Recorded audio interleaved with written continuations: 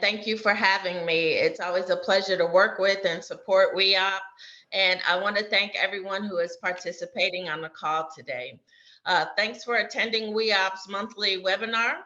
The purpose is to provide a community of business women and men with insightful information, and also provide the opportunity for you to hear from business industry professionals. I want to review the slide and some of the information that we have in front of you about WEOP. Please feel free and please follow through with the initiative to join WEOP as a member. There are a lot of opportunities in terms of connection, in terms of the WEOP community, the network of women entrepreneurs. And earlier I heard a gentleman on here, and we always have said WEOP was a community of women and smart men. So welcome. And also know that through the membership, you receive monthly updates about business, upcoming events, opportunities to subscribe to the monthly newsletter. You can do that at www.weop.org. And you'll also be able to look for the membership resources and the various levels at which you can join. Upcoming events for 2022. In acknowledgement of March during Women's History Month, WEOP is hosting a special virtual and hybrid event to empower and inspire you. So make sure you subscribe to WEOP's newsletter again to receive notification and information about these upcoming events. Also, WEOP wants to share information about business resources and grants with you. And one of the more recent ones is Invest Atlanta Resurgence Grants for the City of Atlanta businesses. So if you are a business registered within the City of Atlanta, please look forward to applying for this grant opportunity, and the information is on the screen in front of you. Okay. Again, Quentin, can I add something real quick? I just wanted to, yeah, we're having an event next week in partnership with Small Business Majority. So Rachel, can you share some information about that particular event, because she's going to be our host? Yep, I just put the registration link into the chat box. We are partnering with WEOP and the Georgia Hispanic Chamber of Commerce to host a business resource event for women entrepreneurs. We are going to have special guest speakers from Grow with Google. We're going to have someone from Verizon to go over the Small Business Digital Ready program for small businesses. And we're also going to have a SBA commercial market representative to talk about federal subcontracting opportunities. So that will be a 1.5 hour workshop. It's going to be very engaging and interactive. So I did put the registration link in the chat, and we hope to see all of you there. That is next Wednesday on March 23rd from 12 to 1:30 p.m. Thank you, Rachel. So Gwen, we're going to turn it back over to you so we can get started with this great engaging conversation. Thank you. Okay. So again, I'm Glenda Stinson, your moderator for today. Just want to share a little information on my background with you. I am a supplier diversity professional with an extensive background in supplier diversity in the corporate sector. I've worked for many years working with small and diverse businesses, some of the advocacy organizations. My heart is tied to mentoring and development. And I am responsible for one of the most successful, I think, mentoring and development programs where we were able to execute and advance sustainability with businesses within the corporation. I am currently retired, and I am the CEO of SEAT Business Development Group. We focus on business development and program development. We focus on your people, processes, and operations to move you towards your goals.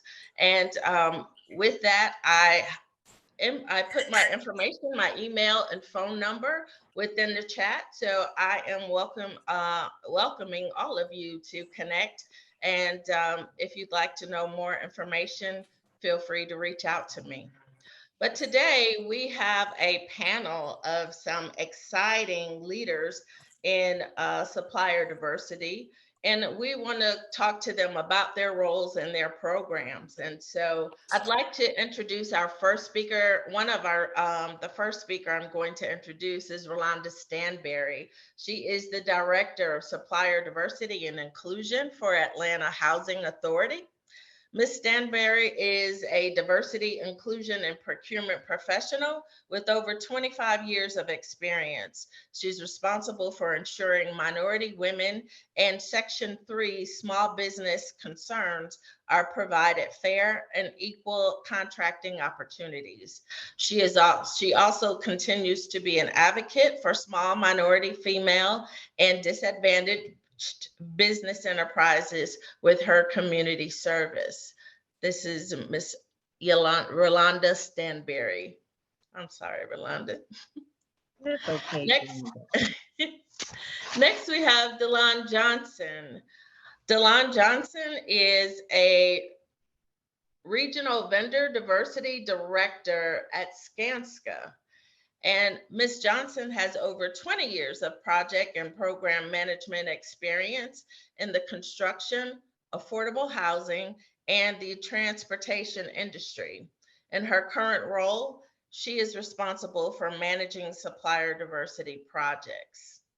And we're going to circle back with each one of these speakers and also let them just expand on who they are and make a personal introduction. Next, we have Quentin O'Neill, Diversity, Equity, and Inclusion Manager at Layton Construction. You may know Quentin from the Atlanta Public School System, where he served as a procurement agent and managed supplier diversity initiatives. He recently joined the team at Layton Construction to oversee diversity, equity, and inclusion initiatives. Welcome, Layton. Quentin, I'm sorry. Next, we have LaShonda Pope. LaShonda Smith Pope is Supplier Diversity Manager at Southern Company. And Ms. Smith has been with Georgia Power for over 7 years. She has extensive experience managing projects combined with the very technical role of gathering and designing data reports. She plays a critical, important role of managing the numbers that are important for supplier diversity, reporting, and analytics. And I know LaShonda, and I know that role is far more extensive than the analytics, but I'll let her share with us today. Welcome, LaShonda. Thank you, Glenda. All right. So to our speakers, I want to give you an opportunity to just expand on who you are and your role. Sure. I'm the Director of Supplier Diversity and Inclusion, where I oversee a team of 3 magnificent folk who are supplier diversity and Section 3 professionals. And what we're responsible for is ensuring that minority women and Section 3 businesses have the opportunity to be involved in our contracting and procurement process. Not only do we do that, it's our responsibility also to ensure that our residents are provided training and job opportunities, particularly with contractors who are doing work with Atlanta Housing. Thank you very much. And I know you've been in that role for a moment and doing an excellent job at it. So we thank you for that. Next, I'd like to speak with Delan. Would you give us a little more information in terms of your role at Skanska? Sure. First, I want to say, if anyone's wondering why I'm wearing a mask today, it's because I had a family emergency and at the hospital, but it was really important for me to still join in today's event. So I'm going to, from time to time, have to put my mask up because of where I am. But aside from that, as you mentioned, my role is the Regional Vendor Diversity Director for Skanska USA, and my market is Florida and Georgia. And in that role, in a nutshell, is my responsibility is to foster new relationships with small, diverse businesses with Skanska. And so it ranges from different perspectives. You know, at times my role is to engage in outreach efforts in order to engage more small businesses. And then also once they become a vendor of Skanska, then it's to nurture it to ensure that they can continuously get on contracts. So from the engagement perspective, as well as just nurturing the relationship to provide information and opportunities for minority businesses to compete on projects. Thank you so much. And so it's good to know and exciting to know that you're looking at it from a perspective of not only engagement, but how can we nurture and advance these businesses and help them be successful. So thank you. And thank you for your commitment today. That is far and beyond. So again, I want to thank you for participating with us. My pleasure. Shonda. Yes, I'm here. Hi. Would you like to expand for us on your role with your company in terms of supplier diversity? Sure. So Glenda and I have worked together in other roles within Southern Company, but I am the manager of supplier diversity, and I'm responsible for several of our operating companies across Southern Company, to include Georgia Power, Southern Nuclear, Southern Power, Southern Telecom, and Southern Link. And so my day-to-day responsibility is very similar to the other supplier diversity and DE&I professionals on the call today. And it's about facilitating and fostering productive interactions with our internal business units, right? As well as our external organizations such as WEOP and the suppliers, to assure that our company commitment around supplier diversity is communicated and demonstrated clearly to all the stakeholders. It is our goal here at Georgia Power to make sure that our relationships with internal and external are mutually beneficial to all. So I have been a supplier diversity professional for the last 5 years. I am new on the electric side. I started my career in supplier diversity on the gas side of the business, and now I have journeyed over to the electric side.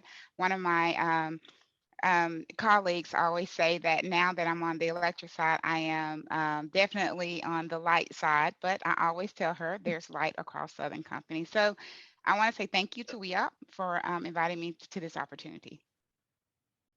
Thank you, LaShonda. And two statements that were very powerful were commitment and mutually beneficial. So I think our audience can appreciate that in terms of your program. So thank you. Also, I'd like to go to Quentin. Quentin, you know, ladies first. Good morning, everyone. My name is Quentin O'Neill. I am the Diversity, Equity, and Inclusion Manager for Layton Construction. I oversee our entire business strategy from a diverse standpoint for our healthcare business unit, as well as our mission critical business unit. And what that encompasses of is ensuring it's assisting with any of our pursuits and project closeouts, you know, from a diversity standpoint, working with our pre-con operations to ensure that we're looking at the trade packages we have available and where diverse subcontractors could definitely participate. That also works include building our capacity with our technical assistance program, that's training and educating our diverse business units, and just diversity tracking as a whole across the company to see where we're having our economic impacts and where we're having shortcomings in those areas, because we are a national company, but also fostering relationships with diverse businesses like yourselves, with our outreach program and networking events and things like that. So that's pretty much a big part of my role in a nutshell. Well, thank you so much. You said a mouthful in terms of opportunities for those who are looking to connect and contract with Layton Construction. And that is that you are yourself looking at the opportunities and the subcontracting opportunities, looking for technical, the technical aspects in terms of where inclusion can take place. And I think this is something that as we speak a little more about the programs that our audience is going to be very interested in hearing more about. So thank you, Quentin.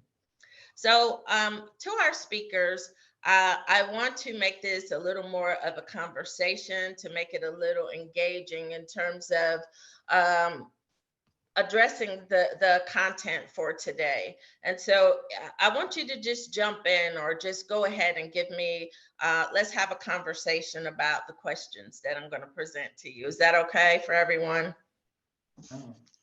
All right, good.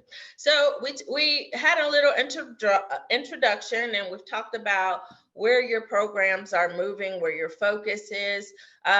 What is that strategy, though? Is there a strategy that you've put in place to ensure success? When I talk about C is strategic empowerment through adaptive techniques. And so that strategy is empowers you because you're focused, you know where you want to go, you know what will sidetrack you, and it empowers you because you're able to make decisions as you move forward that are in support of your initiatives. So in terms of your supplier diversity programs, what strategy do you have in place to ensure your success against the initiatives you mentioned? So I can start if you'd like. Okay, Rholanda. Okay, yeah. So with Atlanta Housing, actually the Supplier Diversity and Inclusion team is new to the organization. So we pretty much have to build a program, develop a strategy, and build a team to execute that strategy. So right now, our first thing is to grow a robust database of diverse suppliers. We take a look particularly at our existing database, and then we determine, along with our procurement team, who should we reach out to? What type of businesses that we have in the database that are lacking? So if we see we have maybe one construction company, one general contractor, we know that we need to focus our efforts on identifying additional diverse general contractors. So that's the first thing we do. Not only that, we pride ourselves on our outreach efforts. We try to participate in just about everything that we can to build our brand, get our name out there, and to ensure that the community knows that Atlanta Housing is open for business and we want to do business with you. So educating the community about the things that we're doing, the economic opportunities that are out there within their companies who could help our residents, because we do focus too on the people that we serve. So we try to make sure that the people that we serve are employed or offered opportunities on contracts that we have procured directly through our procurement processes and also through our development partners. Because Atlanta Housing, we don't do a whole lot of direct contracting.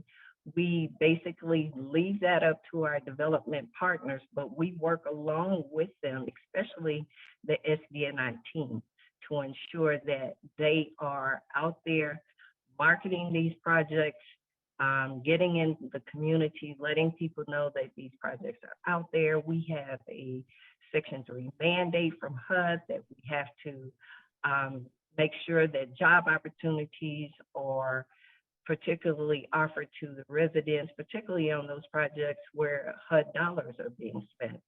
So not only are we concentrating on the contractors, the small businesses, the Section 3 businesses, we also are looking out for our residents and to make an impact in their lives also, because we work on their behalf and we're trying to make them self-sustainable. Thank you so much, Rholanda. I think that's an awesome strategy, and I'm going to revisit everyone's strategy and kind of do a summary. So I heard LaShonda also chime in. So LaShonda, did you want to share with us? I can, but I think Quentin, you want to go? I'm fine with it. No, ladies first. Okay, great. So yeah, at Georgia Power, our supplier diversity efforts and initiatives have been around 40 plus years. So we've had a lot of strategy and strategic efforts around supplier diversity. But we've heightened that, Glenda. And then what I mean by that, we put in place a move to equity in the midst of all the racial and unrest, and during the pandemic, we put forth efforts to kind of move our needle a little bit more around our diverse spend. So we put out a campaign to get us to 30% diverse spend by 2025 across the system. And with that, we are focusing more on our minority business owners, as well as our women across the board. But where we had a gap was definitely in the minority space. So we are putting forth a lot of efforts in our minority businesses. But in order to do that, we had to have a strategy to get there. And what we do here at Georgia Power is that in order to achieve our goals, we believe our strategy definitely should be with our business units, with those who make the procurement decisions, along with supply chain. So they're heavy partners with us as we try to move the needle with supply diversity. So I'll speak first with the business unit. Those are the people that are out there making these procurement decisions. And what we have done with our business unit is to make sure we have a seat at the table when they're making decisions around contracts and what their potential spend is.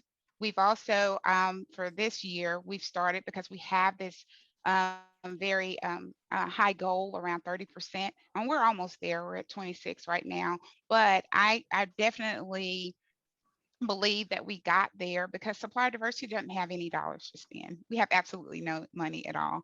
And so it's really important that we build the relationships internally and have that influence within our inside Georgia Power. So we did a spend analysis as part of our strategy, where we look at the next 5 years with our business units to understand what they're getting ready to spend. So we don't want to be behind the spend. In order for us to make sure that we are vetting and recruiting quality suppliers, we have to know what's coming down the pipeline. So we're very closely knitted with our business unit because they actually have the money to spend. The second part of our strategy is working closely with supply chain. They're normally the first point of contact when the business wants to spend money. And so sometimes, even if it's a one-off, not in their plan, in the business unit's plan to spend, supply chain is the first point of contact. So we work very closely with supply chain. We've put some efforts. Our supply chain organization is huge, right? And so we put some efforts in place with them to make sure that they are including. We can't be on every call, we can't be at every table, but part of their performance evaluation now is that on every bid that goes out the door at Georgia Power, they have to be an inclusion of one. That is an inclusion of one diverse supplier. If there's not a diverse supplier on an RFP, it has to go to our senior VP of supply chain and understand why.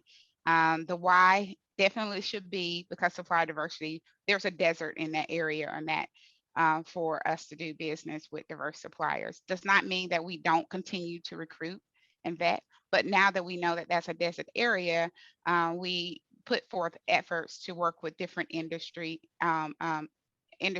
organizations to try to find diverse suppliers in that space. And last but not least, one thing that we incorporated in 2021 is we always talked about tier two, but we put forth more of an effort We understand that a lot of our suppliers, our diverse suppliers in the energy industry may not be ready to work directly with Georgia Power, but there are opportunities with our prime suppliers that will allow them to be subcontractors to them. So we have put in our language across the system around tier 2, we are requiring our primes to commit to 20% spend with diverse suppliers. We are making sure we're tracking that, where it's part of their post-performance evaluation that we do with suppliers to ensure that if you committed to 30%, our system now reports out whether you met that commitment, because each supplier is required to enter their tier 2 spend according to that contract. So those are just a few of the strategies that we've put in place to ensure that we are being equitable. One other thing that I do want to mention is that we, around this move to equity, we have made sure that what we're doing with our diverse suppliers are equitable. We want to make sure we're not putting any barriers in place to keep them from doing business with Georgia Power.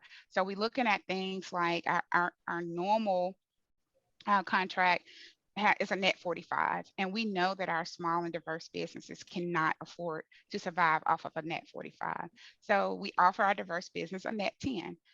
We also are in the process of offering them an opportunity to, we're working with a big bank here at Southern to make sure that they're paid in a timely manner. Even if we pay them up front, or they're getting paid up front prior to, you know, the normal invoicing cycle, we pay them up front, and then Wells Fargo makes sure that our circle of cash is still there as well. And last but not least, insurance requirement. We are definitely looking at making sure our insurance requirement around risk is high in the energy industry, but not everything we do requires a high insurance. And so we have showed that has been a barrier for our small and diverse companies. So we make sure we look at each contract to make sure that insurance requirement is in line with the service that they provide. Thank you, LaShonda. Just hearing some of the components of the strategies and removing the barriers, making sure that there are processes and policies in place that are that ensure inclusivity in terms of the contracting process. All of these things are exciting. And so for those who are participating, you have to value these companies and the strategies that they've put in place to ensure your success. I want to hear a little more. Delan, if you're able to share with us Skanska's supplier diversity strategy. Sure. Sorry, Quentin. So our strategy is constantly evolving, and it evolves based on, kind of what we hear from the market. And so, sometimes depending on where the company, what their needs are, it may be training opportunity, whether or not to provide training for bonding capacity. It may be just training for startup companies that can do the work but have no business, don't have the background in business, and what it takes as it relates to accounting and marketing and things like that. So we have a construction building blocks program where we kind of handhold some of the small businesses and help them along the way, and little tricks that we have learned that could assist them. And then in addition to that, it just, creating opportunities for them to submit bid and get bidding opportunities. So whenever there's an outreach event, making sure we're engaging them, sending them the information, giving them as much information in advance so they have time to prepare for it. Recently, we just started to do meet and greet meetings with subcontractors so they can meet with the pre-construction team. Just trying to develop a relationship. It's so easy to sometimes use the same contractors over and over again, and we're trying to get away from that. We want to engage more small businesses and build more relationships with them. So the meet and greet has been a great strategy in order to be able to do that. And so the meet and greet has been successful, as well as providing training opportunities to the small businesses, the startups that kind of need it. And so at this point, we're just looking to constantly evolve with our strategy and kind of listen to the market to see what their needs are. But more importantly, just giving them the opportunity to know when bids are out there, let them know what we're looking for, and give them a chance to bid. Thank you so much, Delan. I think that's, I am an advocate for education and training, but to know that you're opening up and saying, look, this is what we see in terms of the gaps, how we can help you based on what we've learned on how to tighten your infrastructure. And of course, that baseline of infrastructure is what helps position them for sustainable growth, right? And to be able to be more competitive, being able to offer them information in advance. That is another key component. And then something else that you mentioned are the meet and greets. So if you have an opportunity, if you're in that space, make sure that you attend these sessions, that you get to speak with them, and that you're looking and talking to them about more than just the opportunity, but learn about the company. Because it's also very important that as they look at partners, that you look that you can be seamless in terms of that culture and the values that these companies offer. So that is very valuable, Delan, in terms of your strategy. Thank you. And Quentin, last but definitely not least on this question, would you please share your strategy? So we're newer into this space as a company, of course, so we're building a strategy or have a strategy in place that we built over the past year. And a lot of that encompasses what has already been said. But a couple of things that hasn't been said that we're doing is something like what I alluded to a little bit earlier with the unbundling of our contracts. We're working closely with our business units, our pre-con and construction operations team.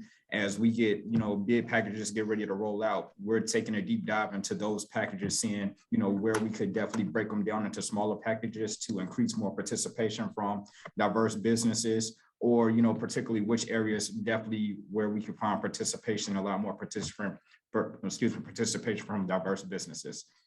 Layton is a national company, so we're expanded across the United States and globally in Canada and London as well.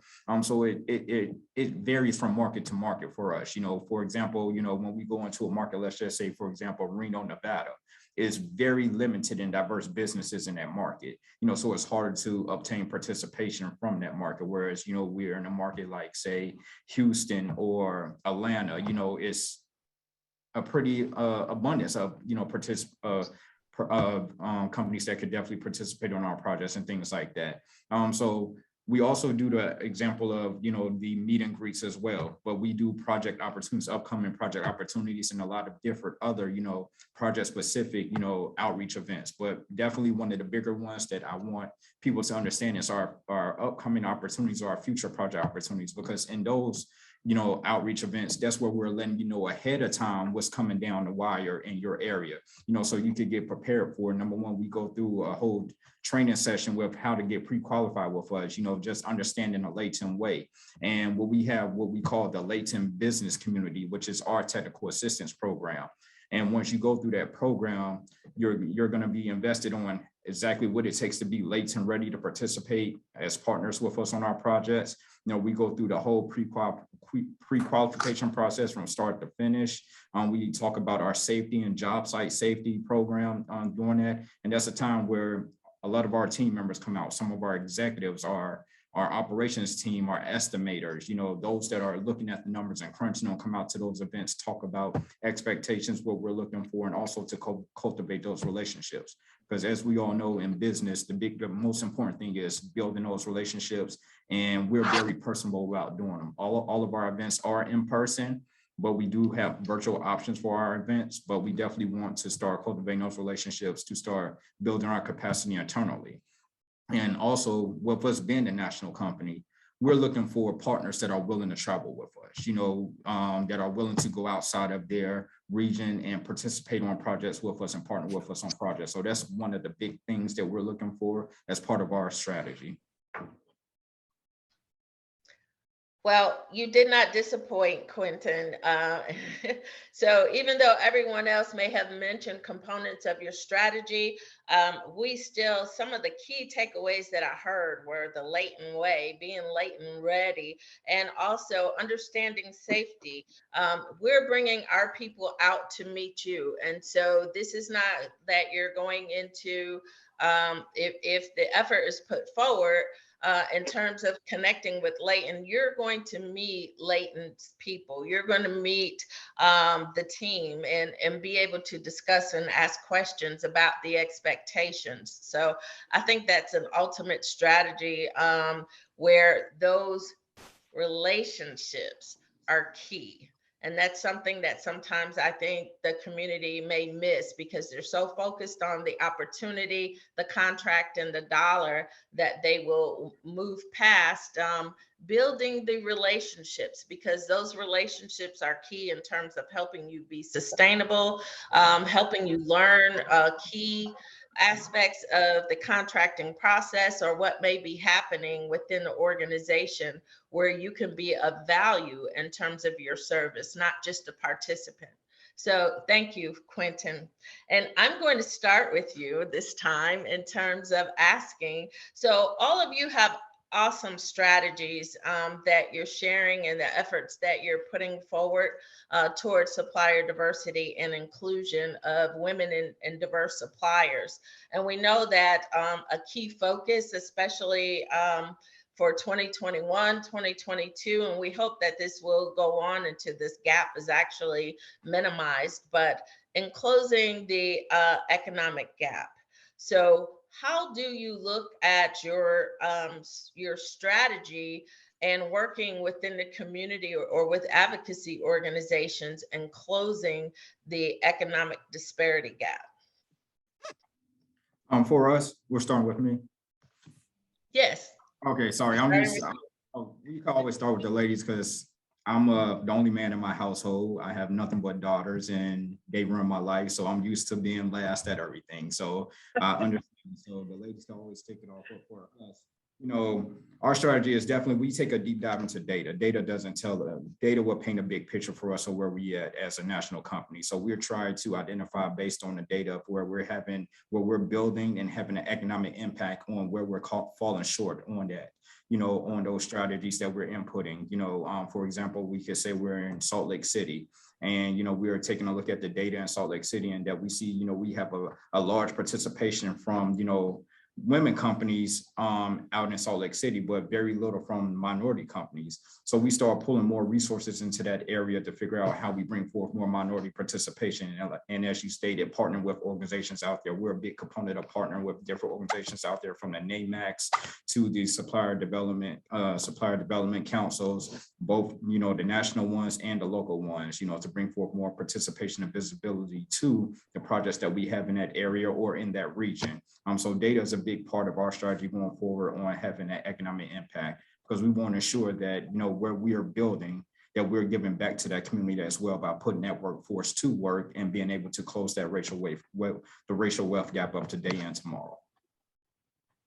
Thank you. And that is key, is the data. We have to know where that gap is in order to take measures in order to move and close that gap. So thank you. Ladies, anyone else would like to chime in and give us some information on how you're working to close the economic gap? I'll piggyback. Oh, sorry. I thought it would work. But... Go ahead, Rholanda. And now I want to piggyback off what Quentin said, because I'm a data guru. I love numbers. And so to his point, we identify here at Georgia Power that there was a gap with our minority-owned businesses, and that was through the data.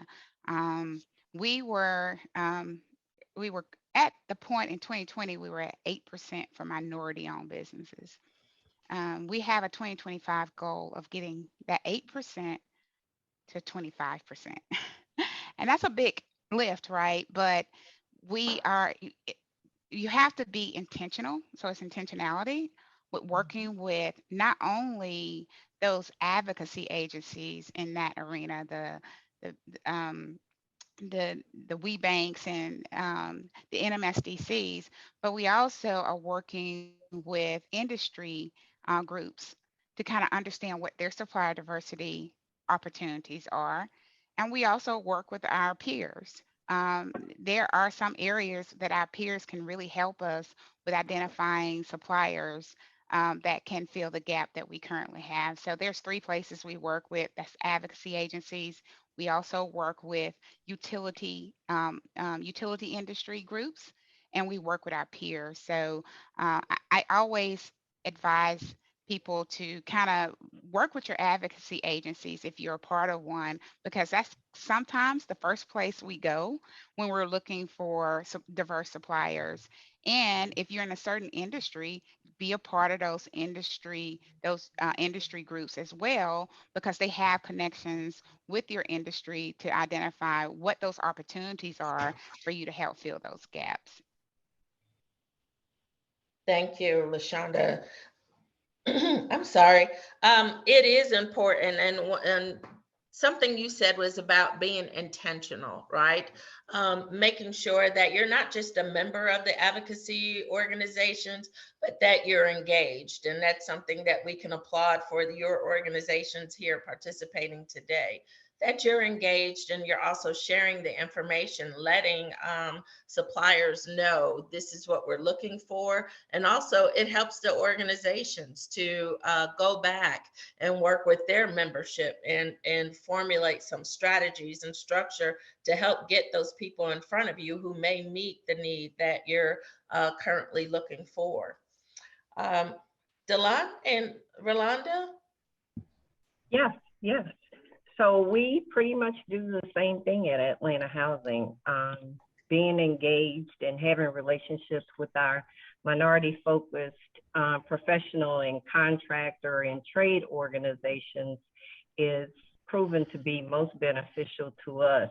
And not only that, we look at our local community job readiness programs, because again, we have a mandate to provide job opportunities and training opportunities for our residents. So we work along with the job readiness programs in the community, because they know the people who are in need of jobs, and they can also identify the small businesses that are in their areas. So wherever we have a project, we are intentional about doing a lot of community outreach, talking to the community before, during, and after our projects are completed, to pretty much let them tell us exactly what their expectations are as it relates to the development, what they would like to see as part of the development. And I can tell you the major focus is jobs. They want to know, the community wants to know, HUD is giving you this money, so I want to see how you're going to put this money back into our community, not just in a vertical way, but touching the residents and the people who in this area that's going to be affected by this particular development. That's awesome. And that is how that's the full scale of closing that gap, right? Is providing opportunities through the small and diverse businesses in the areas, being able to get them, help them to grow and be sustainable, but also that they can be able to impact their community through jobs, through being able to offer opportunities to those who may not want to be entrepreneurs or aren't entrepreneurs, but are looking for gainful employment, and that they want to be able to do it within their community. So that's that is it. That is the equation, a great part of the equation. So thanks, Rholanda. Delan. I feel like a broken record at this point. Really similar to kind of everyone else, but especially kind of what was just mentioned.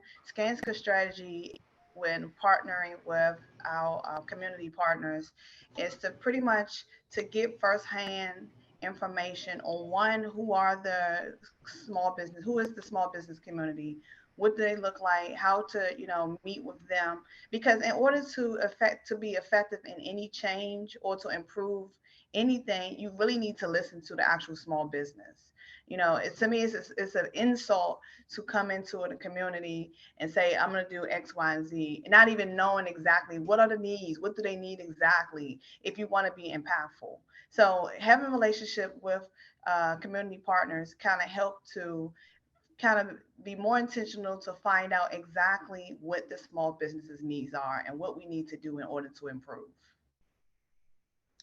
That is it, and that is key. And I will tell you, Delan, none of this is broken record, because I hear this all the time, and just to hear the twist from each one of you in terms of your own strategies, your own approach, there's a little bit of your own flavor to each one of your processes, and so it is not lost or a broken record. It's very valuable. I appreciate it, and I know our participants today do as well. One last question I'm going to pose to the panel, and that is, what projects or opportunities, if any, that you're able to speak of today that you would like to share with the audience in terms of we're looking for some, quality suppliers to support us with these efforts on this project or opportunity? I have 2 projects. And so what I'll do is I'll put my email address in the chat. So if anyone is interested for more information. One project is where it's an actual pursuit with the Atlanta Hartsfield Airport. It's a construction management contract that we're going after, and we're aggressively looking for small businesses that may be interested in submitting a bid.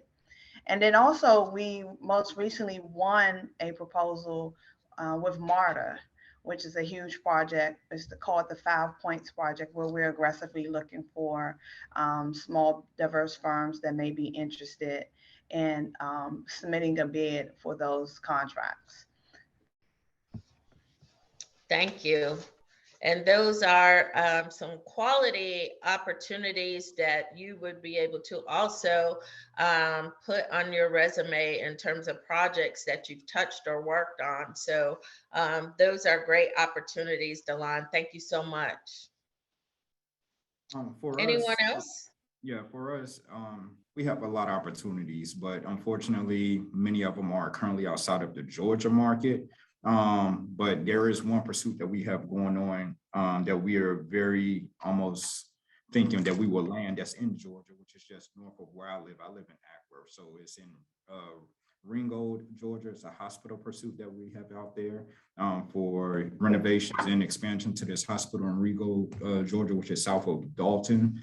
And I can share more information on that opportunity with you all, if anyone is interested. And my email address is definitely in the chat, but also, just talk about other opportunities. We have a Summit Hospital renovation in addition, which is in Nashville, Tennessee. And I'm speaking a lot on healthcare because that's one of my business units that I oversee. We have quite a few NDA clients where we're doing data centers. These are $600, $700 million projects, in various areas. So one is in Reno, a couple of them are in Arizona. And we just have a couple of more opportunities coming up in the Nashville market as well. But definitely I could share more information if there's anybody under the sound of my voice that definitely is one of those companies that's willing to travel, get outside of the region. We do a lot of work in Florida. I have quite a few projects in Florida that has a lot of opportunities as well. And I did not mention this earlier as part of our strategy because it's brand new. We do have a 10 to 12% goal on all of our latent projects, but also our clients have participation goals as well. And when I say participation goal, that's definitely for diverse businesses. And a lot of our clients, such as Vanderbilt is a client of ours, we have 30% participation goals from them. HCA, which is a healthcare client, we have, 12% participation goals. So we have a lot of goals on our projects, and we definitely do our job to exceed them, not meet them, but exceed them. Thank you. And so for those who are participating, if you have the ability also to expand beyond Georgia in terms of your service area and capabilities, this is one of the companies that's saying to you, we're looking for partners. Quentin, you spoke and stated that earlier, that partners who are able to move and travel with you. So this it would be, to me, more of a long-term opportunity for growth and partnering with a quality company. So thank you. Rholanda? Yes. So we have a couple of construction projects that are actually coming down the pipe really soon. All I can say is make sure you look at our website, make sure you, I guess the first order of business is to make sure you register as a vendor with not only Atlanta Housing, but with everybody on this Zoom call. And that way you will be notified, you will receive a electronic notification regarding the solicitation that comes up, which matches your NAICS codes. Our development partners, our property managers are always looking for a plethora of industries, as well as something as simple as plumbing, HVAC repair, things like that. So just being abreast of who our partners are, who our property managers are, that's key to being able to make that contact, if not directly through us, but you can actually go to the direct contact at the property managers to find out what opportunities they have available. But of course, our website, you can always go to www.atlantahousing.org and click on doing business with AH. And there's a list of all of our open solicitations. Thank you so much. And so I believe each one of these companies will have, as Rholanda mentioned, a registration portal or site somewhere to register your business with them, and also to receive more information on what qualifications they're looking for, how to upload your information, and also to see the opportunities that may be available. LaShonda, would you like to share if you have some opportunities immediate? Yeah, so one thing I do want to say is for the participants online is it's really important to understand some of the top issues that we're being faced with in the energy industry. And so all of those issues that, if you do your research on that, we have opportunities because we're trying to solve those. We're trying to close the gaps on some of those issues, but just it's a wide variety. I will definitely share a presentation with WEOP to give to the audience here around some things that we're doing here at Georgia Power. But some of the big things that we are looking at is electrical vehicles. We're looking at installation of electrical vehicles, not only installation, but also some project management around where we need to put electric vehicles. We have a lot of huge facility projects going on. We also, in that facility arena, we have some HVAC and some maintenance of our facility opportunities that's available as well. And as everyone have heard, if they follow the energy industry, it is our goal here at Georgia Power to be our carbon footprint to be net zero. So we're doing a lot of efforts around getting there, to include closing some of our ash ponds. So there's a lot of tier 2 opportunities for that as well. And as we go to that, getting to that net zero carbon footprint, that means we have to invest in our infrastructure. And so we have a lot of aging infrastructures. We're updating infrastructures. So one of our huge projects that probably have a 12-year lifespan is the grid investment. So if you're in this industry and you don't know about grid investment, it's not only a Georgia Power opportunity, it's a utility opportunity. So all of our partners in the utility industry have this opportunity around grid investment, and we're looking for ways and looking that's one area I can say for sure here at Georgia Power where there's a desert in diverse suppliers. So we're looking in that grid investment. We're looking anywhere from looking for any opportunities for project management. We're also looking for opportunities for people that can do some underground and overhead to kind of update our aging infrastructure across Georgia Power.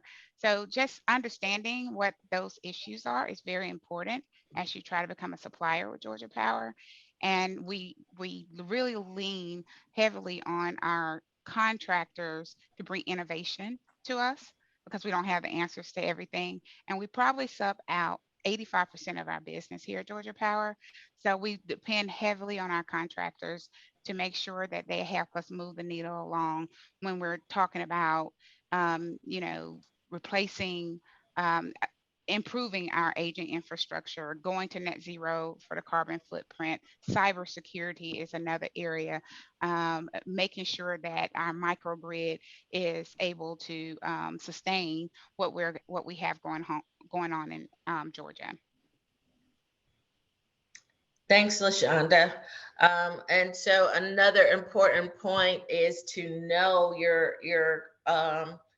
the company that you're pursuing, that if you're looking for opportunities, as LaShonda said, look into the energy industry and see what the companies are, what's important, what's at the forefront.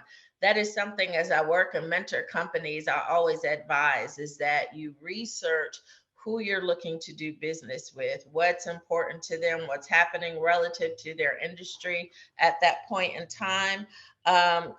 And LaShonda mentioned reducing the carbon footprint, going to net zero. This is important.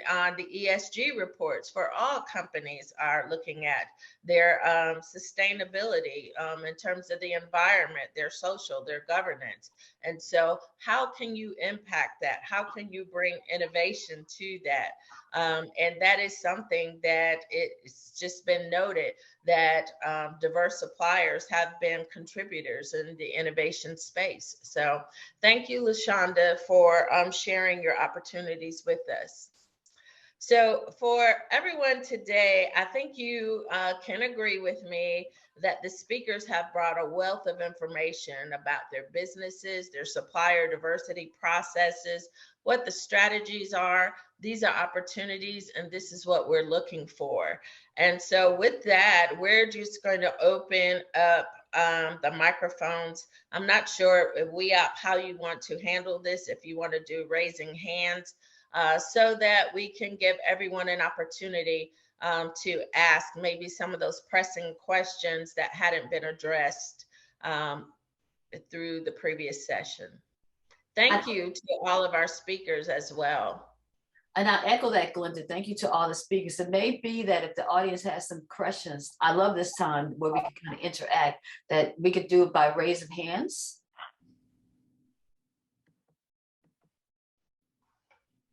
Okay, I see Shatika Hamilton. She has her hand up. Shatika, join us, please. Hi, good afternoon. Thank you, everyone, for the presentation. I have a quick question for Mrs. Stanberry. I know that you were speaking about the Housing Authority in Atlanta. I have a program that I offer for the youth, and I was wondering if you all had any space or anything where I would possibly be able to bring the program there. It is an aviation program, so it's kind of teaching them kind of young about different careers in aviation. So it is a help. It's not quite the job readiness yet, but it is a start. So I was wondering if you all just were open to any opportunities. It's a STEM program that I have. Well, Shatika, I must tell you, Yes. I have a passion for aviation because I have a son who is in college now, training to be a pilot. Oh, wow. Yeah, I'm a pilot. That's perfect. So if you could at least give me your contact and we can talk offline. I'll definitely share my contact with you, but Okay. as far as bringing the program, I think it would be an excellent idea. However, I wouldn't be the person to talk to about Okay. that, but I will That's fine. definitely find the appropriate person to put you in touch with. Okay, thank you so much. You're quite welcome. Thank you, Shatika. We also have You're a question welcome. from Renaud Benton. It's okay. It's Renelle Benton. Renelle Benton. Okay. You Yes. know, I have my glasses on, but I'm go ahead. That's okay. It's okay. My question is, I have a business that is now a year old in Fulton County, and I'm trying to get it certified with Metro so I can get the DBE and go forward. Are we still able to work with you while we're doing that process, or do we need to be a certified business? Well, for That line us, of housing does not require certification.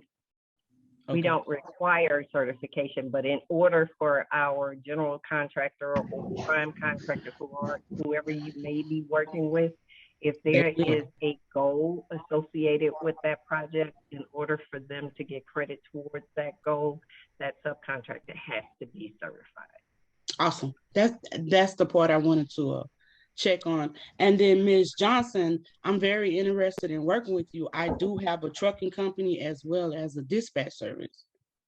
So I like to reach out to you, and I'm as well as I have 2 more things to do before I can submit it to be certified, my business. So please feel free to send me an email.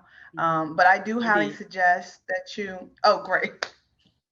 I do highly suggest that you submit your DBE certification as soon as possible, only because in order for your DBE participation to be countable towards our contract goal, the contractor have to already have their DBE certification. So it would just make your firm more marketable if you already have your DBE certification before a contract is executed.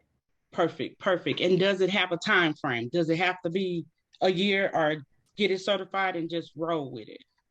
So for the MARTA project, we will be going out to bid on that in the next couple of months. So I would just, urge you to have it in no later than June of this year. Oh no, I'm gonna submit it before the end of this month, only because the process takes at least 60 to 90 days. 90 days. 90 days. The agency has 90 days. Right. So I'm projecting to have my stuff done. I already work in my industry, but I'm projecting just to have the DBE apply for this month and hopefully approved by July 1st. Right. So I'll be getting in touch with everybody on some level. And I appreciate this. I really did. Thank you. Thank you, Renata. I have a question, Delan. You may want to share, because Skanska, your company does actual DBE kind of information workshops, if I'm not mistaken. We have. So we had one last month, and we're going to have another one in April, where we kind of co-hosted with MARTA steps on how to become DBE certified. And in preparation for, we wanted to get firms ready for the MARTA project. So MARTA was gracious enough to host the event with us to kind of go through the step-by-step process of how to fill out an application. Okay, great. Thank you. And please, I'm sorry. Please share that information so I can share it with the audience as well. I'll post it online, Delan. Thank you. That'd be great. Thank you. Okay, I have another hand up from Talina Bowden. Hey, Talina, how you doing? Hey, how are you? Oh, hello, I know. Okay. Hello, everyone. And thank you again for today. I am a Georgia licensed CPA, and so my background is, of course, more in the financial field, and I'm wondering if there are any opportunities for me. I'm a sole proprietor, although I can employ several bookkeepers under me. But I'm wondering if there are any opportunities for me in any of those arenas. I do have both a commercial property accounting background of 20 years, as well as construction background as part of that commercial property management. But right now I've been self-employed for the last 6 years. Well, I currently don't know if we have any opportunities, but definitely if you could email me, we could stay in contact, and I will definitely do my research internally just to see if we have any opportunities for you on the construction side. Thank you. Yeah, I would, so I always advise suppliers, diverse suppliers, there's always opportunity. There's always opportunity. And so I never discourage a diverse supplier from registering onto Georgia Power's registration site, because the opportunity, even though it may not be direct opportunity, is probably tier 2. And since we require our primes to do some tier 2, sometimes they'll reach out to us and say, hey, I want to sub out this, but I don't know any diverse suppliers. And if you're registered Right. in our portal, we can help them. You know, they have to go through their vetting process, but we can help them connect you to maybe if they have some opportunities around accounting or finance. So always an opportunity. So please register. I did put it out there. Thank you. Thank you, Talina. We have another hands up from Janetta Chandler. Hi, how are you doing today? Welcome. I'm good. How's everybody? We are doing great. And I am sorry, I had just kind of like popped in at the last, and I'm on a different time zone. I think I just kind of like time. I'm from Illinois, but it sounds like a lot of questions that I'm getting is from the Atlanta area. I am from the Women Empowerment Project. I am global, so it's not really state to state. But however, I structured an administration where I'm constantly building with networking with sales and other people that are in their respective positions to kind of like collaborate with other communities that would be across. What I do is that with the housing authorities in different parts of the state, I kind of narrow in some programming that would be kind of structured in like for low income families. And what that is, I created a program that's called HEIST. It's the Healthy Immune Kicks, kind of revolved around COVID. But at the same time, it's kind of like being structured to the point where we want our communities to be healthy by any means. We also want, with that being said, there's a lot of aspects, psychological, your environment, and of course your finances. And so what I've taken and have implemented was that having something that was Janetta, you're going in and out, and I think you have probably a lengthy program.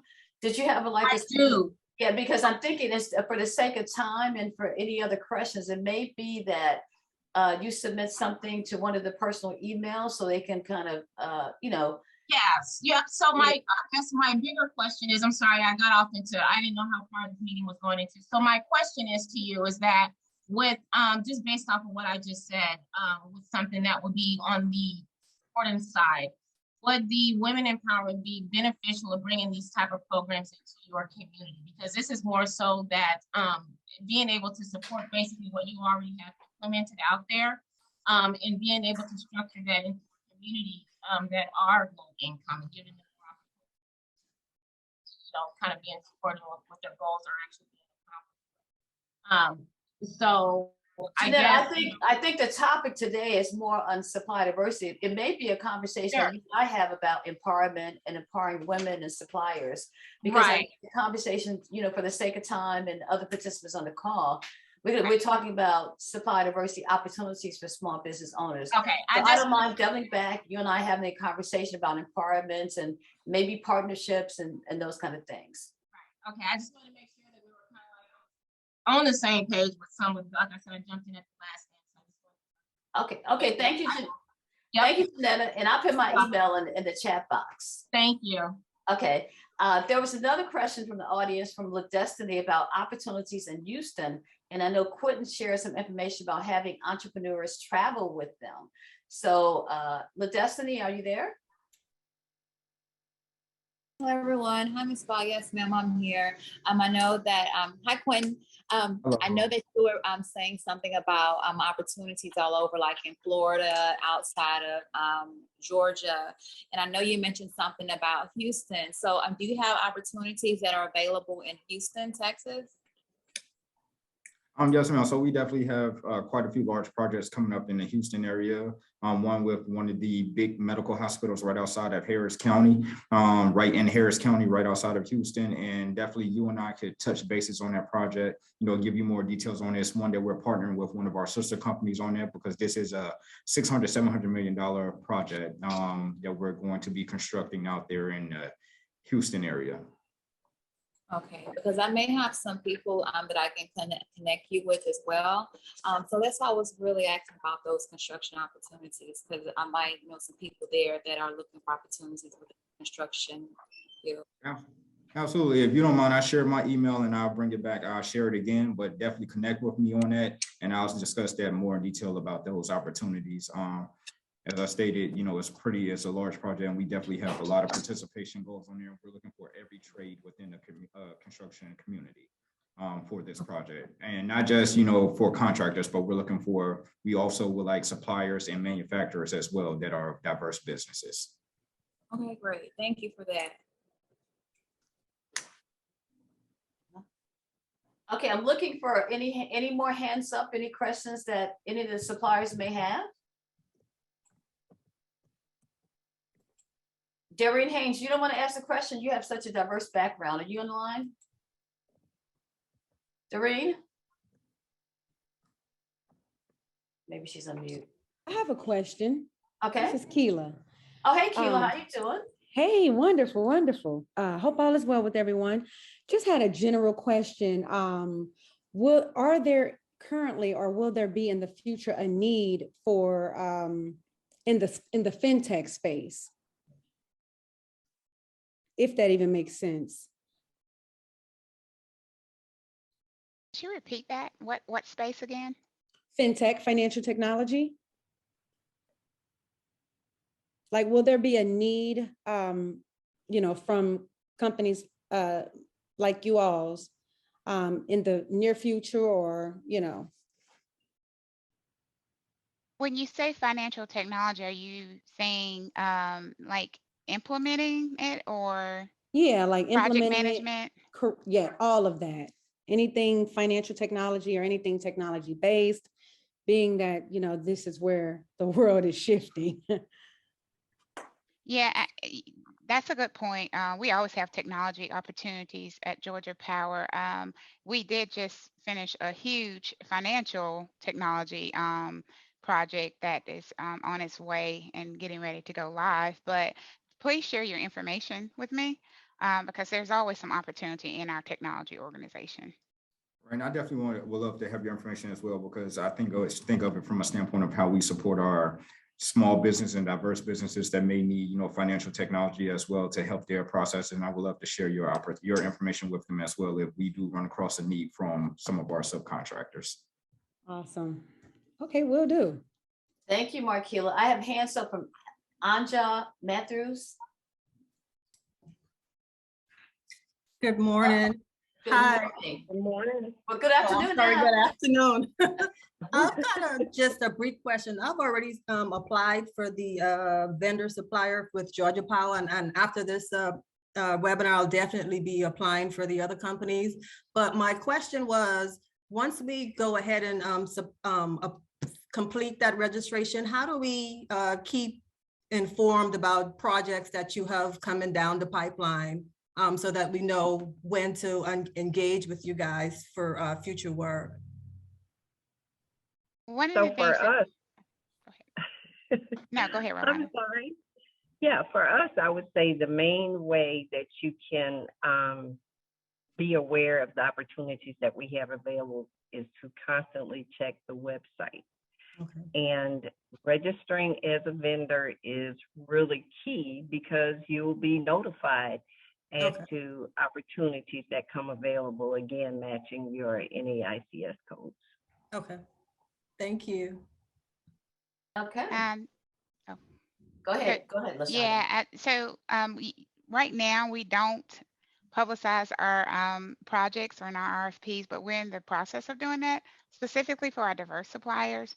So we are now getting ready to roll out a platform where we will put out there the RFPs, the active RFPs that we have going on. So you should see more of that in the second quarter of this year. So our strategy around that is if you're registered in our portal right now, we're pulling those suppliers over to this one. And this is where you'll have visibility of what's going on at Georgia Power and some of the projects that are going on. And it's also going to allow some of our internal business partners to go out there and search for diverse suppliers. It's more of a self-servicing for them as well. So. Great, thank you. And just really similar to the other young ladies, if you register with us, once you become a registered vendor, then we will include you on our listing when we have upcoming bids. Okay, Glenda, I don't see any more hands up. I think everybody asked questions. I think we covered everyone. So it's 12:24. We can start winding down and thanking all the wonderful speakers. I've received such great information today. I did as well. And I am so proud to be working in the supplier diversity space, to hear of professionals and of organizations who have such robust programs, who are thinking from different perspectives, who are really trying to be inclusive and impactful with women and minority-owned businesses within the community, looking from a perspective of not just contracting, but job generation. And so I've heard a lot of things today, especially LaShonda, where it says, we used to tout that private companies were just that private. And so our RFPs were not posted. And so this will show you how much effort is being given towards being inclusive between economic equity efforts through these organizations. Also looking at partnering, Quentin is saying, come travel with us. That is something that is for me very key, that these larger organizations need to partner, not just one-offs where these organizations, small business or diverse-owned businesses get a piece of contracting for a moment and then they have to go hunt for something new. You're saying come partner with us, which is an opportunity to grow as your projects grow and as you move. That is phenomenal. And Delan, in terms of, you know, you want to train and you want to share, this is how we do it, this is what we need from you. All of this information has been very impactful. So I applaud everyone, the speakers, your organizations, and I thank you too for your support of WEOP, and that you will continue to come back and share, and also share your opportunities and keep us informed in terms of what's happening with your organizations and your industries. So thank you. And thank you to WEOP for the opportunity to moderate today. It has been enjoyable for me as well. And for everyone, remember, seat, I'll be coming to talk to you. And going to make sure you put your information in the chat box as well, because you have a wonderful story of a transition from corporate to a small business owner, which is a great transition. We have some people on the call that are making that transition right now. So we commend you and all you do and all the support. Even I met Glenda years ago working with Georgia Power, and she still comes back, supports the community, supports entrepreneurs, and she's a prime example of a phenomenal businesswoman. So thank you for being our moderator today. We really sincerely appreciate you. Thank you to all the speakers that I'm developing these great relationships with. And thank you for sharing your opportunities. And we look forward to just staying connected to WEOP. And again, we ask everybody to join us next week for another great conversation, because we are celebrating Women's History Month. So again, we're right on target with time, and just thank you. I commend you all. Thanks for having me. Okay. Okay. And with that said, we're closed down, and everybody on the call, we send out a follow-up email. We'll share the information. We'll post our this video on YouTube as well, so you can see a recording and just listen to a recap of the entire conversation. So with that, everybody have a fantastic afternoon, and until next time. Goodbye. Bye-bye. Thank you. Thank you.